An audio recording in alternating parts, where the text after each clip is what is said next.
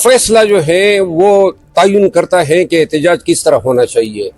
एहतजाज के लिए एहतजाज कमेटी का काम है। ये चीफ मिनिस्टर जो है इसको आगे करके फिर नून वालों के मुंह में बात डाल दी जाती है, देखें जी सूबा लड़ रहे हैं वफाक के साथ, क्या जरूरत है? हमारे पास वाइस चीफ मिनिस्टर तो नहीं है, इतनी बड़ी पार्टी है, मुल्क में हालात कैसे हैं, ऊपर से स्कूलों के बच्चे अलहदा निकले हुए हैं, महंगाई जो है वो मुंह खोले लोगों को हड़प कर रही है, बदआमनी है, दहशतगर्दी है, फिर पीटीआई के साथ और पाकिस्तानियों के हकूक़ की पामाली है। बड़े आइडियल हालात हैं पाकिस्तान को निकालने के लिए।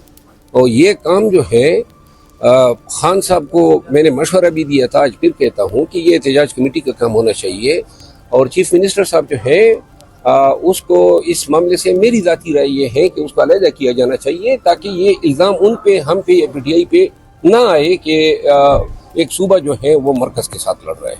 सर बार बार वक्त तब्दील होना, अभी 9:30 बजे का वक्त हो गया असम्बली का, तो हो जाएगा आज जो बारीक वारदातें वो ढल जाएगी? मैंने कहा ना, ये तरमीम तारीख का हिस्सा होगी अगर खुदा न खास्ता ये हो पाती है। कौन कर रहे हैं, किन हालात में कर रहे हैं, किस तरह करवा रहे हैं, ये जमहूरियत का भी मजाक है, आइन और कानून का भी मजाक है। और अगर इस असम्बली में ये कर दिया तो ये असम्बली जो है मलऊन असम्बली कहलाएगी। ये वो असम्बली होगी जो तारीख में याद रखी जाएगी, जिस तरह पाकिस्तान की अदालती तारीख में चंद चीफ जस्टिस मुनीर का नाम है, जस्टिस इफ्तिखार चौधरी का नाम है, जस्टिस डोगर का नाम है और साकिब निसार का नाम है, तो कुछ और नाम भी शायद इसमें ऐड हो जाए। तो ये असम्बली भी तारीख कौन से नाम ऐड हो सकते थे? बस उमरता बंदियाल भी कोई मयनाज चीफ जस्टिस नहीं गुजरे हैं, उसने भी आइन और कानून की पामाली में अपना कार खैर और अपना हिस्सा अदा किया है। सर वेलकम बैक तो वही क्या कहते थे खान साहब को? तो क्या वेलकम बैक, ये भी वही थे ना जो रात के 12 बजे अदालत खोल के बैठ गए। और ये भी वही बंदियाल साहब थे जिसने फैसला तो दे दिया कि इलेक्शन कराओ, और फिर अपनी फैसले पे अमल दरामद न करा के बेसिकली बुनियाद डाल दी उन्होंने पाकिस्तान में कानून की हुक्मरानी की पामाली की। ये अगर सुप्रीम कोर्ट उस वक्त अपने फैसले पे अमल दरामद कराती, ये मई 2023 की बातें हैं, शायद 9 मई भी ना होता और शायद अदालत इतनी सरनगू भी ना होती जितना बंदियाल साहब के इस इन एक्शन ने जुडिशरी का दड़न तख्ता किया।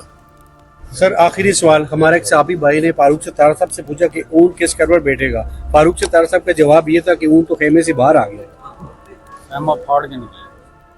वैसे अब आपने ऊन का जिक्र कर दिया फारूक सत्तार साहब को देखते हुए, मुझे वैसे ही वो पश्तो में हम कहते हैं वो ऊन के बच्चा नहीं होते छोटा, हम उसको जोंगाई कहते हैं।